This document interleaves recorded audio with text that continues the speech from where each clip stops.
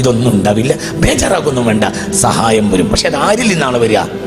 അള്ളാഹു നമുക്ക് തൗഫീക്ക് തരട്ടെ. മൂന്നാമത് ഞാൻ നിങ്ങളോട് പറയാൻ പോകുന്ന കാര്യം, ഇറാനുമായി ഒരു യുദ്ധം സത്യമായി ഉണ്ടായിരിക്കും. യാതൊരു സംശയവും വേണ്ട, അത് നടന്നേ തീരും. അത് വളരെ താമസിയാതെ നടക്കുകയും ചെയ്യും. ഇറാനുമായി യുദ്ധം വന്നാൽ മിഡിൽ ഈസ്റ്റ് ഇനിയും അട്ടിമറിയും. മിഡിൽ ഈസ്റ്റ് അട്ടിമറിഞ്ഞാൽ നമ്മുടെ സാമ്പത്തിക സ്രോതസ് മുഴുവനും നശിച്ചു. അതുകൊണ്ട് എക്കണോമിക്കൽ സിസ്റ്റത്തെ കൃത്യമാക്കാൻ നമ്മൾ പഠിക്കണം.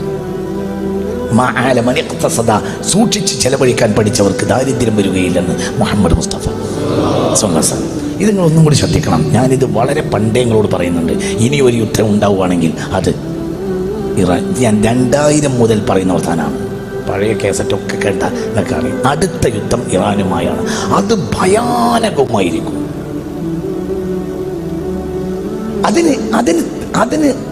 അതിനാരാ ചെയ്യുക? അതിന് മറ്റുള്ളവരാണ് ചെയ്യുക. എന്തുകൊണ്ട്? ഒരു നഷ്ടവും അവർക്കില്ല.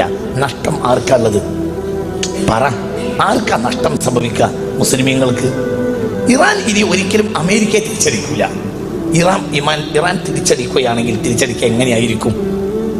ഒരു സാധാരണ നിലയിൽ ഒരു രാജ്യം തിരിച്ചടിക്കുകയും പോലെ ഇറാൻ തിരിച്ചടിക്കുകയാണെങ്കിൽ ഖത്തറിലോ സൗദിയിലോ പറ ഉള്ള അമേരിക്കൻ ക്യാമ്പുകളെ ആക്രമിക്കുകയാണ് ചെയ്യുക. അപ്പൊ സ്വാഭാവികമായും എന്തുണ്ടാവും? ആ രാഷ്ട്രം ആ പക്ഷത്ത് ചേരും. ഇത് നടക്കൂലേ? നടക്കും. നടന്നേ തീരും. ഇറാനുമായി യുദ്ധം അനിവാര്യമാണ്. അത് നടന്നേ തീരും. അത് ഫിത്നത്തുൻ അമ്മാഉ സമ്മാഉ അമ്മിയാ.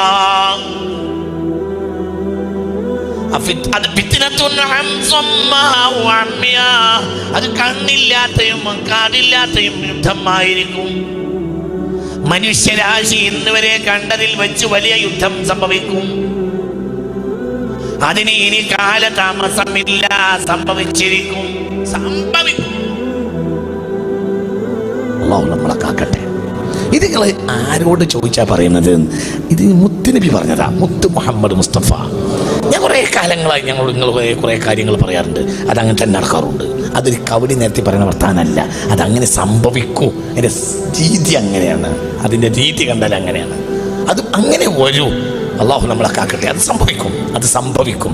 സംഭവിച്ചത് കഴിഞ്ഞാൽ ഇനി മിഡിൽ ഈസ്റ്റിൽ ഒരു യുദ്ധം ഉണ്ടായാൽ ഒരിക്കലും എക്കണോമിക്കൽ സിസ്റ്റം നേരെ നിർത്താൻ കഴിയൂല.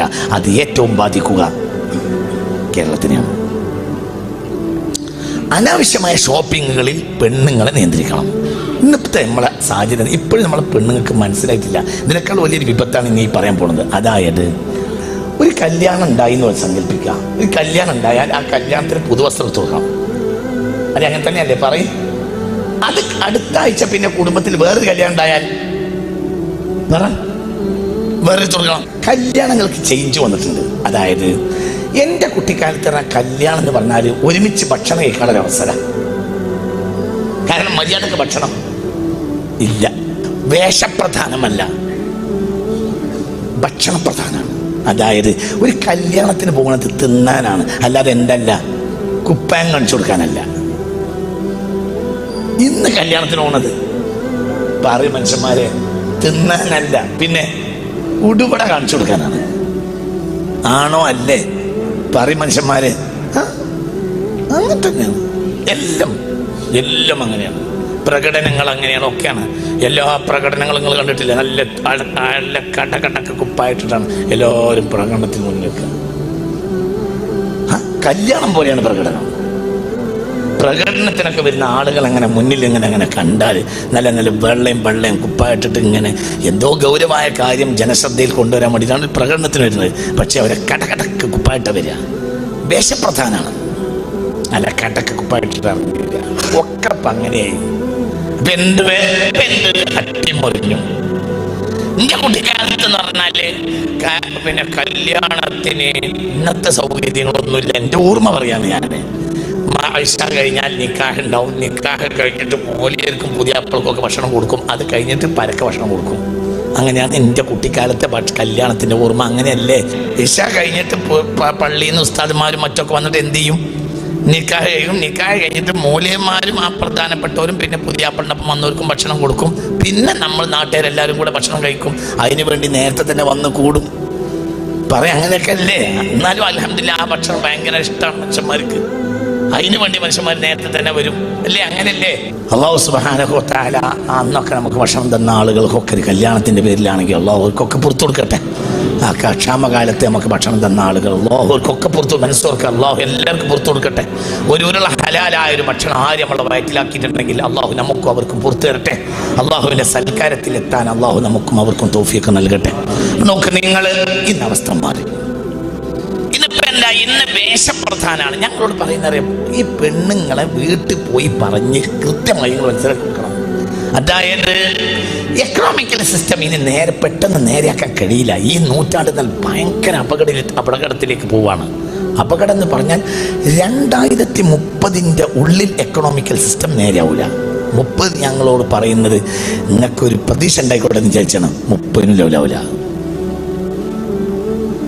കച്ചവടം നടക്കൂല. 2020 കച്ചവടം 2021 നടക്കൂല. 2021 കച്ചവടം 2022 നടക്കൂല എന്നല്ല, 2020 കച്ചവടക്കാർ 2021 കച്ചവടക്കാർ തന്നെ ആവൂല മുഴുവൻ ആളുകൾ. 2021 അത്ര കച്ചവടക്കാർ 2022 ഉണ്ടാവില്ല. കാരണം തോറ്റു. ബേജാറാക്കൊന്നും വേണ്ട, സഹായം വരും. പക്ഷെ അത് ആരിൽ നിന്നാണ് വരിക? അള്ളാഹു നമുക്ക് തൗഫീഖ് തരട്ടെ. മൂന്നാമത് ഞാൻ നിങ്ങളോട് പറയാൻ പോകുന്ന കാര്യം, ഇറാനുമായി ഒരു യുദ്ധം സത്യമായി ഉണ്ടായിരിക്കും. യാതൊരു സംശയവും വേണ്ട, അത് നടന്നേ തീരും. അത് വളരെ താമസിയാതെ നടക്കുകയും ചെയ്യും. ഇറാനുമായി യുദ്ധം വന്നാൽ മിഡിൽ ഈസ്റ്റ് ഇനിയും അട്ടിമറിയും. മിഡിൽ ഈസ്റ്റ് അട്ടിമറിഞ്ഞാൽ നമ്മുടെ സാമ്പത്തിക സ്രോതസ് മുഴുവനും നശിച്ചു. അതുകൊണ്ട് എക്കണോമിക്കൽ സിസ്റ്റത്തെ കൃത്യമാക്കാൻ നമ്മൾ പഠിക്കണം. സൂക്ഷിച്ച് ചെലവഴിക്കാൻ പഠിച്ചവർക്ക് ദാരിദ്ര്യം വരികയില്ലെന്ന് മുഹമ്മദ് മുസ്തഫ സ്വല്ലല്ലാഹു. ഇത് നിങ്ങൾ ഒന്നും കൂടി ശ്രദ്ധിക്കണം. ഞാനിത് വളരെ പണ്ടേ നിങ്ങളോട് പറയുന്നുണ്ട്.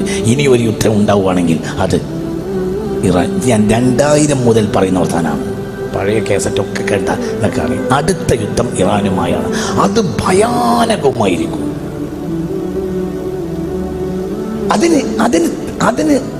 അതിനാരാ ചെയ്യുക? അതിന് മറ്റുള്ളവരാണ് ചെയ്യുക. എന്തുകൊണ്ട്? ഒരു നഷ്ടവും അവർക്കില്ല. നഷ്ടം ആർക്കുള്ളത്? പറ, ആർക്കാ നഷ്ടം സംഭവിക്കുക? മുസ്ലിമീങ്ങൾക്ക്. ഇറാൻ ഇനി ഒരിക്കലും അമേരിക്കയെ തിരിച്ചടിക്കില്ല. ഇറാൻ തിരിച്ചടിക്കുകയാണെങ്കിൽ തിരിച്ചടിക്കുക എങ്ങനെയായിരിക്കും?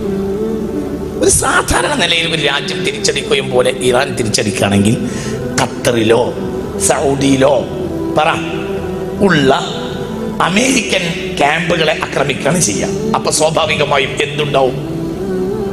ആ രാഷ്ട്രം ആ പക്ഷത്ത് ചേരും. ഇത് നടക്കൂലേ? നടക്കും. ഇത് നടന്നേ തീരും.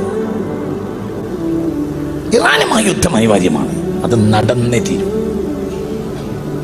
അത് ഫിത്നത്തുൻ അമ്മാഉ സമ്മാഉ അമ്മിയാ.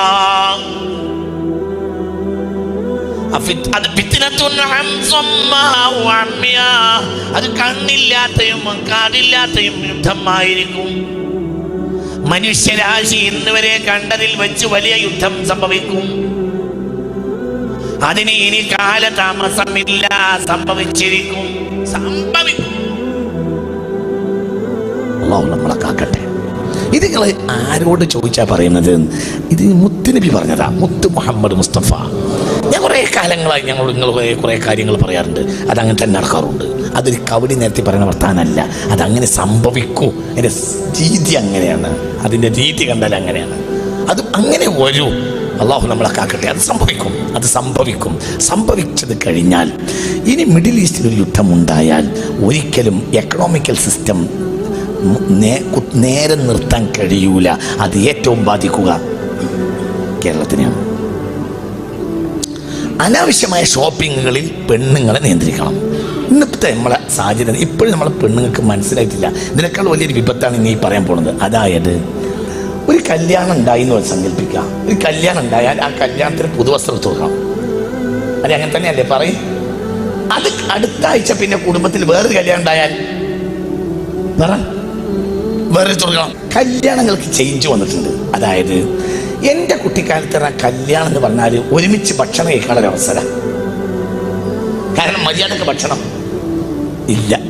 വേഷപ്രധാനമല്ല, ഭക്ഷണപ്രധാനമാണ്. അതായത് ഒരു കല്യാണത്തിന് പോകുന്നത് തിന്നാനാണ്, അല്ലാതെ എന്തല്ല കുപ്പായം കാണിച്ചു കൊടുക്കാനല്ല. ഇന്ന് കല്യാണത്തിന് പോണത് പറയും മനുഷ്യന്മാരെ തിന്നാനല്ല, പിന്നെ ഉടുപട കാണിച്ചു കൊടുക്കാനാണ്. ആണോ അല്ലേ? പറയും മനുഷ്യന്മാരെ. അങ്ങനെ തന്നെയാണ് എല്ലാം, എല്ലാം അങ്ങനെയാണ്. പ്രകടനങ്ങൾ അങ്ങനെയാണ്, ഒക്കെയാണ്. എല്ലാ പ്രകടനങ്ങളും നിങ്ങൾ കണ്ടിട്ടില്ല? നല്ല കടകടക്ക് കുപ്പായിട്ടിട്ടാണ് എല്ലാവരും പ്രകടനത്തിന് മുന്നിൽ വെക്കുക. കല്യാണം പോലെയാണ് പ്രകടനം. പ്രകടനത്തിനൊക്കെ വരുന്ന ആളുകൾ അങ്ങനെ മുന്നിൽ അങ്ങനെ കണ്ടാൽ നല്ല വെള്ളയും കുപ്പായിട്ടിട്ട് ഇങ്ങനെ എന്തോ ഗൗരവമായ കാര്യം ജനശ്രദ്ധയിൽ കൊണ്ടുവരാൻ വേണ്ടിയിട്ടാണ് പ്രകടനത്തിന് വരുന്നത്. പക്ഷെ അവരെ കടകടക്ക് കുപ്പായിട്ട് വരിക വേഷപ്രധാനമാണ്. അല്ല, കടക്ക് കുപ്പായിട്ടിട്ടാണ് വരിക. ഒക്കെ അങ്ങനെയായി അട്ടിമറിഞ്ഞു. എന്റെ കുട്ടിക്കാലത്ത് എന്ന് പറഞ്ഞാല് പിന്നെ കല്യാണത്തിന് ഇന്നത്തെ സൗകര്യങ്ങളൊന്നുമില്ല. എൻ്റെ ഓർമ്മ പറയാന്ന് ഞാന്. ആഴ്ച കഴിഞ്ഞാൽ നിക്കാഹ് ഉണ്ടാവും. നിക്കാഹ് കഴിഞ്ഞിട്ട് പോലെയായിരിക്കും പുതിയാപ്പിൾക്കൊക്കെ ഭക്ഷണം കൊടുക്കും. അത് കഴിഞ്ഞിട്ട് പരക്ക ഭക്ഷണം കൊടുക്കും. അങ്ങനെയാണ് എൻ്റെ കുട്ടിക്കാലത്തെ കല്യാണത്തിൻ്റെ ഓർമ്മ. അങ്ങനെയല്ലേ? ഇശ കഴിഞ്ഞിട്ട് പള്ളിയിൽ നിന്ന് ഉസ്താദ്മാരും മറ്റൊക്കെ വന്നിട്ട് എന്ത് ചെയ്യും? നിക്കാഹ് കഴിയും. നിക്കാഹ് കഴിഞ്ഞിട്ട് മൂല്യന്മാരും ആ പ്രധാനപ്പെട്ടവരും പിന്നെ പുതിയാപ്പിളിനൊപ്പം വന്നവർക്കും ഭക്ഷണം കൊടുക്കും. പിന്നെ നമ്മൾ നാട്ടുകാരെല്ലാവരും കൂടെ ഭക്ഷണം കഴിക്കും. അതിനു വേണ്ടി നേരത്തെ തന്നെ വന്ന് കൂടും. പറയാം അങ്ങനെയൊക്കെ അല്ലേ? എന്നാലും അൽഹംദുലില്ലാ ആ ഭക്ഷണം ഭയങ്കര ഇഷ്ടമാണ് മനുഷ്യന്മാർക്ക്. അതിനു വേണ്ടി മനുഷ്യന്മാർ നേരത്തെ തന്നെ വരും അല്ലേ? അങ്ങനല്ലേ? അല്ലാഹു സുബ്ഹാനഹു വ തആല അന്നൊക്കെ നമുക്ക് ഭക്ഷണം തന്ന ആളുകൾക്കൊക്കെ ഒരു കല്യാണത്തിൻ്റെ പേരിലാണെങ്കിൽ അല്ലാഹുവർക്കൊക്കെ പുറത്തു കൊടുക്കട്ടെ. ആ ക്ഷാമകാലത്ത് നമുക്ക് ഭക്ഷണം തന്ന ആളുകൾ അല്ലാഹുവർക്കൊക്കെ പുറത്തു മനസ്സോർക്ക് അല്ലാഹു എല്ലാവർക്കും പുറത്തു കൊടുക്കട്ടെ. ഒരു ഹലാലായ ഒരു ഭക്ഷണം ആര് നമ്മളെ വയറ്റിലാക്കിയിട്ടുണ്ടെങ്കിൽ അല്ലാഹു നമുക്കും അവർക്കും പുറത്തു തരട്ടെ. അല്ലാഹുവിൻ്റെ സൽക്കാരത്തിലെത്താൻ അല്ലാഹു നമുക്കും അവർക്കും തൗഫീഖ് നൽകട്ടെ. നോക്ക്, നിങ്ങൾ ഇന്ന് അവസ്ഥ മാറി. ഇന്ന് വേഷപ്രധാനാണ്. ഞങ്ങളോട് പറയുന്നറിയാം, ഈ പെണ്ണുങ്ങളെ വീട്ടിൽ പോയി പറഞ്ഞ് കൃത്യമായി നിങ്ങൾ മനസ്സിലാക്കി കൊടുക്കണം. അതായത് എക്കണോമിക്കൽ സിസ്റ്റം ഇനി പെട്ടെന്ന് നേരെയാക്കാൻ കഴിയില്ല. ഈ നൂറ്റാണ്ട് ഭയങ്കര അപകടത്തിലേക്ക് പോവാണ്. അപകടം എന്ന് പറഞ്ഞാൽ 2030 ഉള്ളിൽ എക്കണോമിക്കൽ സിസ്റ്റം നേരെയാവില്ല. 30 ഞങ്ങളോട് പറയുന്നത് നിങ്ങൾക്കൊരു പ്രതീക്ഷ ഉണ്ടായിക്കോട്ടെ എന്ന് വിചാരിച്ചാണ്. 30 ലെവലാവില്ല, കച്ചവടം നടക്കൂല. 2020 കച്ചവടം 2021 നടക്കൂല.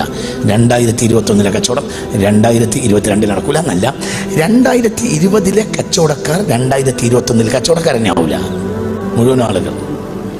2021 അത്ര കച്ചവടക്കാർ 2022 ഉണ്ടാവില്ല. കാരണം തോറ്റു, സിസ്റ്റം തകർന്നു പോവുകയാണ്. അള്ളാഹു നമ്മളെ കാക്കട്ടെ.